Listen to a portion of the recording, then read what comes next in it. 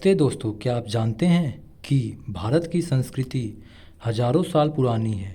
यह अध्याय हमें यह समझने में मदद करता है कि हमारे पूर्वजों के विचार, धर्म और जीवन जीने का तरीका क्या था और कैसे वह आज भी हमारे जीवन का हिस्सा है। शुरू करते हैं यह अध्याय। वेद और वैदिक संस्कृति। वेद भारत के सबसे प्राचीन ग्रंथ हैं। इनकी संख्या 4 है। पहला ऋग्वेद सबसे पुराना, लगभग 3500 साल पहले। इसमें सूक्त अच्छी तरह से बोला गया और प्रार्थनाएं हैं। दूसरा सामवेद, संगीत का आधार जिसे माना गया है। तीसरा यजुर्वेद, यज्ञ और अनुष्ठानों के नियम के बारे में इसमें जानकारी दी गई है। चौथा अथर्ववेद, दैनिक जीवन और औषधियों के बारे में यह वेद बताता है। के महत्व। वेदों में प्राकृतिक अग्नि, इंद्र, सोम की स्तुति की गई है। अगला महत्वपूर्ण उपनिषद, गहरे प्रश्न और उनके उत्तर। जब लोग जीवन, मृत्यु और आत्मा के बारे में सोचने लगे तब उपनिषदों की रचना हुई। अर्थ, गुरु के समीप बैठना। मुख्य विचार, आत्मा और ब्रह्मा, सर्वोच्च सत्य एक ही है।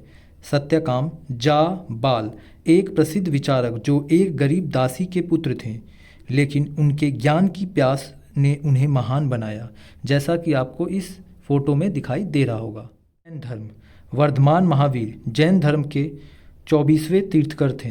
मुख्य शिक्षा अहिंसा, किसी भी जीव को नष्ट न कर देना। तीसरा नियम, सादा जीवन, ईमानदारी और चोरी न करना। चौथा भाषा, उन्होंने अपनी शिक्षा प्राकृतिक भाषा में दी ताकि आम लोग उसे समझ सकें।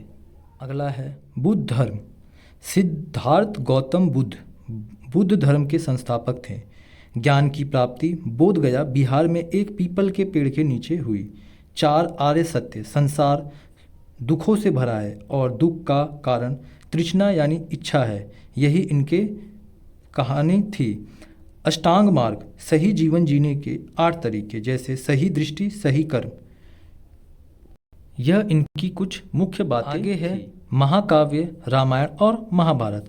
ये भारत की सांस्कृतिक जड़ों के सबसे मजबूत स्तंभ हैं। रामायण महर्षि वाल्मीकि द्वारा रचित, यह श्री राम के जीवन और धर्म की विजय की कहानी है। दूसरा महाभारत, महर्षि वेद व्यास द्वारा रचित, यह कौरवों और पांडवों के बीच संघर्ष और न्याय की जीत की कथा है। श्रीमद् भगवद गीता इसी का हिस्सा है। संघ और विहार। संघ, जो लोग घर त्याग देते थे वे संघ में रहते थे।